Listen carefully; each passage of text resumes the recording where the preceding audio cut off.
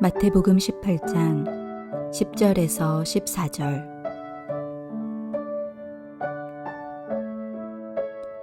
삼가 이 작은 자 중에 하나도 업신여기지 말라. 너희에게 말하노니 그들의 천사들이 하늘에서 하늘에 계신 내 아버지의 얼굴을 항상 배움느니라. 너희 생각에는 어떠하냐?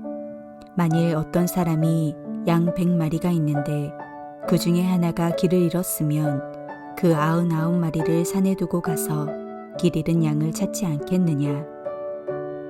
진실로 너희에게 이르노니 만일 찾으면 길을 잃지 아니한 99마리보다 이것을 더 기뻐하리라.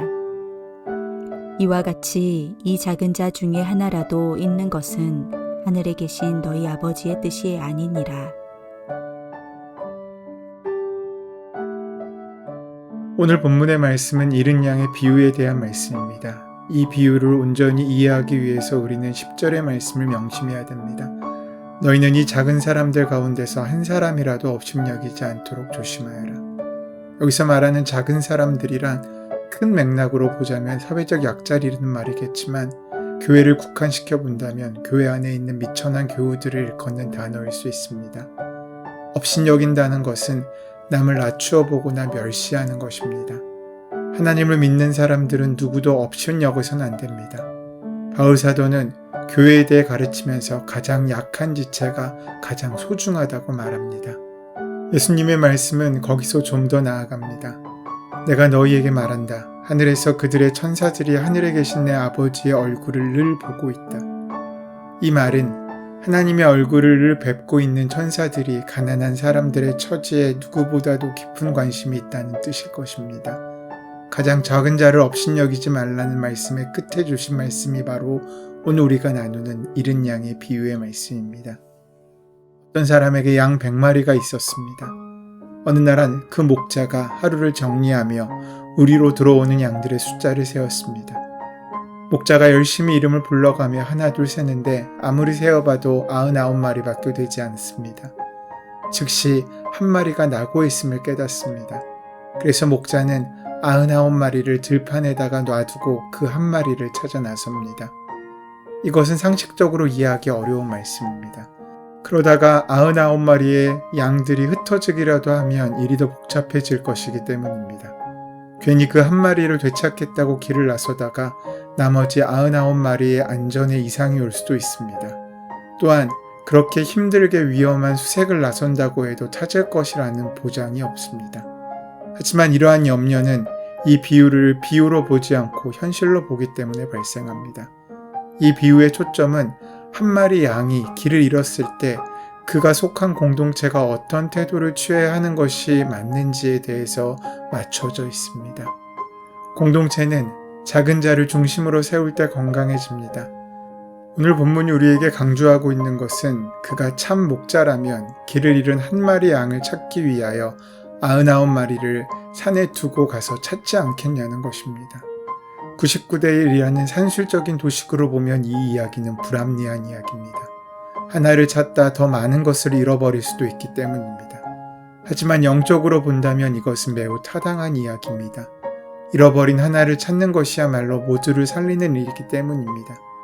질서나 효율을 명분으로 해서 하나를 쉽게 버릴 수 있는 사회는 때가 되면 모두를 버릴 수도 있는 때문입니다. 그러면 목자는 왜 이러한 위험과 손해를 감수했겠습니까? 분명한 것은 그 양이 더 특별한 것이기 때문이 아닙니다. 결코 그 양이 다른 양보다 더 잘나서가 아닙니다.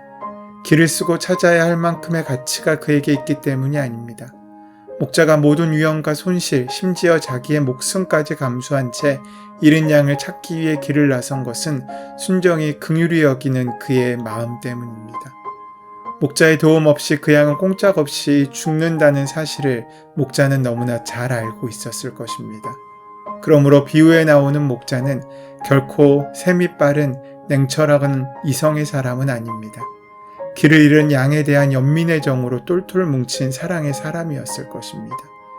목자가 즉시 나서지 않으면 길 잃은 양은 벼랑에 떨어져 죽거나 맹수의 밥이 되고 맙니다. 대개 양떼로부터 낙오된 양은 더 걷지도 서지도 못하고 기진맥진하여 누워버린다고 합니다.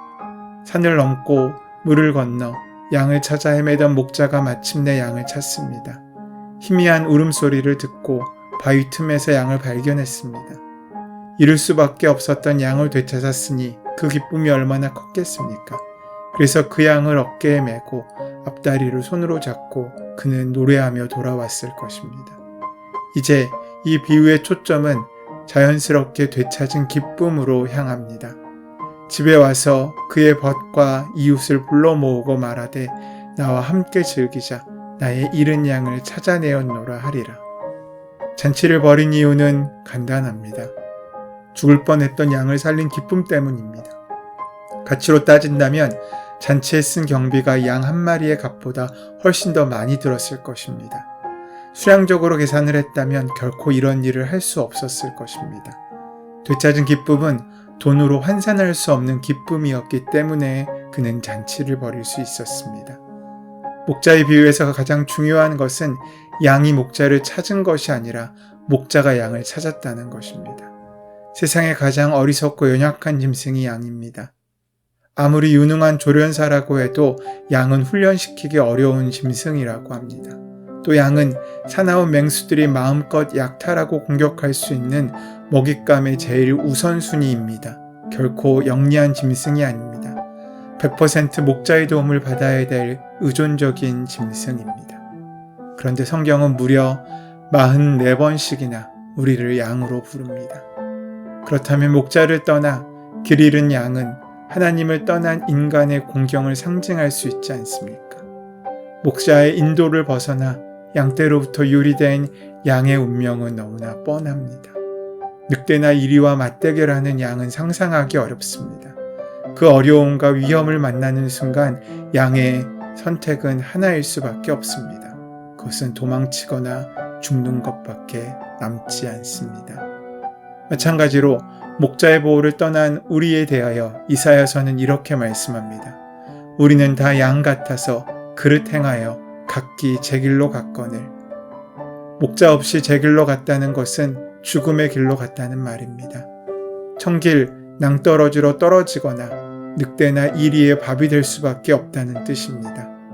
선한 목자이신 예수님이 오신 이유는 오직 한 가지, 길 잃은 양을 되찾기 위하심입니다. 길 잃은 양처럼 죽을 수밖에 없는 우리를 긍휼히 여기시는 그 마음 하나로 우리를 찾아주시는 것입니다. 그리하여 예수님은 목자같이 양떼를 먹이시며 어린 양을 그 팔의 품에 안아주십니다. 길 잃은 한 마리의 양과 같은 사람들에 대하여 우리는 결코 호의적이지 않습니다. 세상의 눈으로 보면 그들은 도망자이고 실패자처럼 보입니다. 변변한 일자리조차 얻지 못해 떠도는 사람들, 변두리로 밀려나고 또 밀리다가 마침내 거리로 나선 사람들. 그들은 우리가 만들어내는 화려한 문명의 이면을 폭로하는 사람들입니다. 휘황찬란한 소비의 천국에 살아가는 사람들의 마음을 불편하게 만드는 사람들입니다. 그렇기에 사람들은 그들을 눈에 보이지 않는 곳으로 치우고 싶어 합니다. 그리고 그들이 없는 듯 살아가기 원합니다. 우리는 작은 자를 업신여기지 말라는 예수님의 말씀을 이미 들었습니다. 업신여긴다는 말과 없는 듯 여기는 것과는 깊은 의미가 다 있습니다. 업신여김이 우리의 마음을 파고드는 순간 우리는 그들이 없는 것처럼 살아갑니다. 하지만 참 목자는 그 양을 쓸모없다 하여 버리지 않습니다. 산을 넘고 물을 건너는 수고를 마다하지 않고 가시에 찔려 피가 나더라도 결코 포기하지 않습니다. 그 양은 그의 양이기 때문입니다. 참 부모는 자기 자식이 못났다고 하여서 버리지 않습니다. 오히려 더 큰 사랑으로 그를 돌봐줍니다. 그런데 신기한 것은 그를 돌보는 동안 이전에 맛볼 수 없었던 생의 기쁨을 맛본다는 사실입니다. 하나님을 믿는 사람들은 하나님의 마음에 공감할 줄 알아야 합니다. 하나님의 마음의 아픔을 자기의 아픔으로 여길 수 있을 때 우리는 비로소 하나님을 믿는 사람이라고 할 수 있습니다. 길을 잃은 양과 같은 사람들을 보면서 하나님의 마음은 시커멓게 타들어가고 있는데도 불구하고 우리가 아무렇지 않다면 우리는 하나님과 무관한 사람들일 것입니다.